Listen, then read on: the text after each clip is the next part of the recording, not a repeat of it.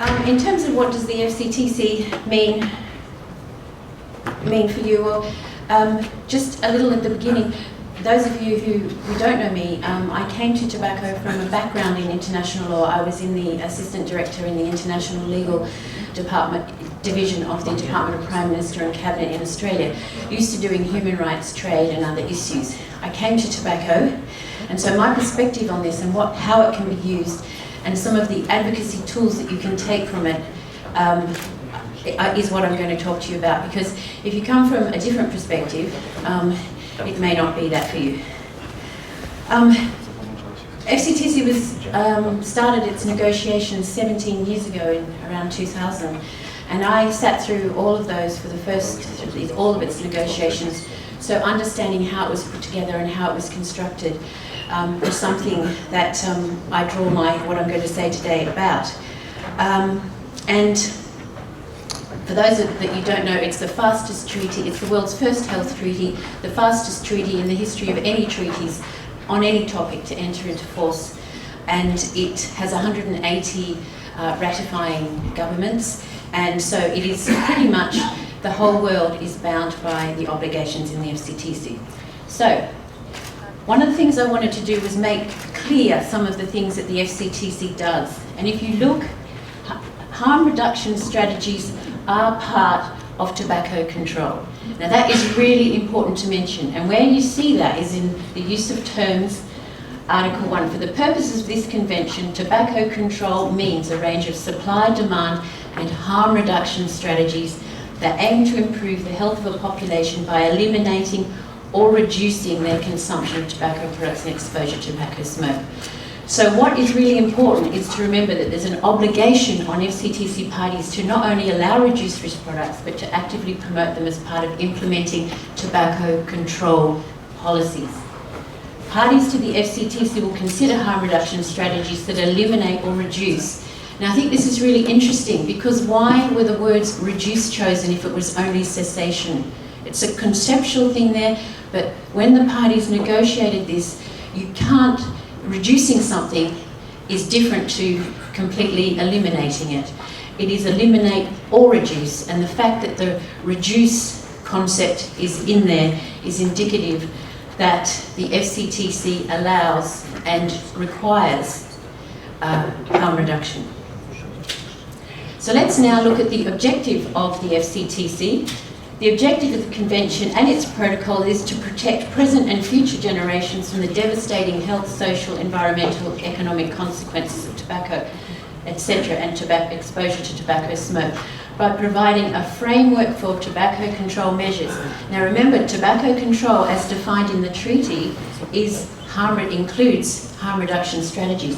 So a framework for harm reduction strategies, as well as demand and supply reductions, but also that.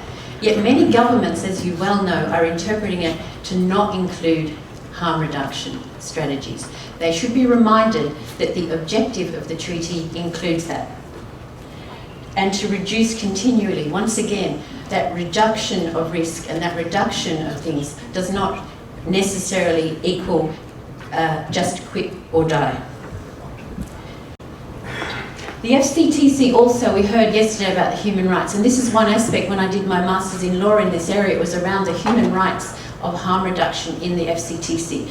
I did that about 10 years ago, but these were the things that I drew on. Because a preamble, this is the preamble to a treaty. Now, any treaty that goes to any kind of dispute, the preamble to a treaty is used as the area that is used to look at the guiding principles almost of the treaty. They have a very high authority because it's on the basis of which everything else under it conforms. So the preamble, recital 1, the very first one says that this treaty, this FCTC, is determined to give priority to the right to protect human health. That is fundamental. It's how the treaty starts. And the fact that it's in the preamble is very significant. 19, recalling Article 12 of the International Covenant on Economic, Civil and Social and Cultural Rights, which states that it is the right of everyone, to the enjoyment of the highest attainable standard of physical and mental health. So everyone includes smokers, not just non-smokers. everyone includes everyone. So there should be a right to, it follows, to information about less harmful options, a right to be able to access them, and also the right of everyone being equal to, not just, as I said, one or the other. And Article 20, Recital 20, recalling the World Health Organization's own constitution, which says that the enjoyment of the highest attainable standard of health is one of the fundamental rights of every human being, without any sort of distinction. So once again, if you were trying to get the highest attainment standards of health and that is a universal objective, then surely that should include not just cessation, but allowing people who cannot stop smoking or who do not wish to stop smoking to actually have products that may be less harmful to their health. How is it? It's not moving. It's not. Okay. Now, another thing which is really important in the preamble is that tobacco control, remember, including harm reduction strategies, should be based on the most current and relevant scientific, technical and economic considerations. Now, when the FCTC began 17 years ago, e-cigarettes weren't even known about, new novel nicotine products weren't known about. The fact that determined to promote measures of harm reduction, to promote measures of tobacco control, which includes harm reduction, based on current and relevant scientific, technical and economic considerations. That is a really important advocacy point for why governments should be including harm reduction and newer products and things that are not smoking in their national implementation of FCTC obligations. You cannot get it more clearer than that. And it also, this one, Article 22, because people forget about some of the more periphery articles in the FCTC. Cooperation is essential. Cooperation in the scientific, technical and legal fields and provision of related expertise. So cooperation, and you look at where I've highlighted, to establish and strengthen national tobacco control, once again, harm reduction strategies, plans and programs, provision of technical, scientific, legal and other expertise to establish and strengthen national tobacco control strategies, plans and programs aimed at implementing the FCTC.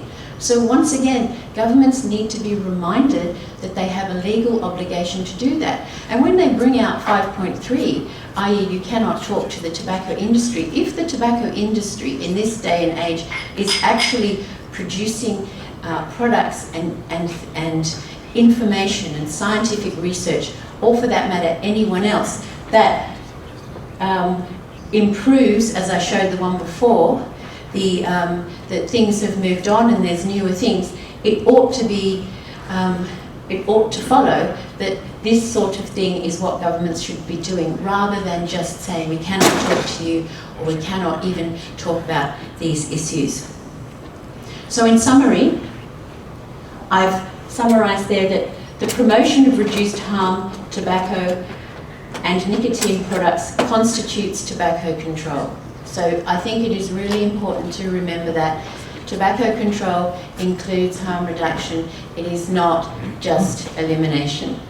Parties to the FCTC, and there's currently 180 of them, have an obligation to implement national harm reduction measures. They have an obligation to do that because they have an obligation to implement tobacco control measures, which contain, as I showed at the beginning, those three things. But many of them are choosing to only to leave out the harm reduction option. Australia is a very good case in that example. The UK, the opposite. UK is including these things in its interpretation. Australia is not at all, and it needs to be reminded. And actually, on that note, Australia has the Commonwealth Government has just issued an inquiry to look at whether e-cigarettes and whether any personal vaporisers should be allowed in Australia, because at present they are not.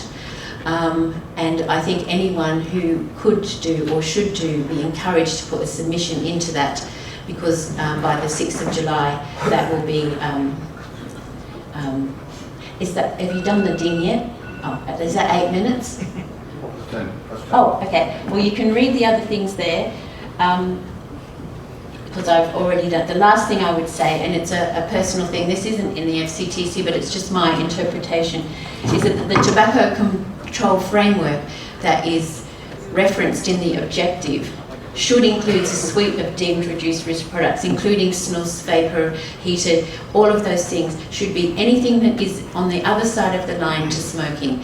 And I think it will be, I do not think companies should start fighting amongst themselves about their own products, or people should make any divisions between that. It should be smoking and not smoking in terms of harm reduction, and I hope that was helpful. Thank you.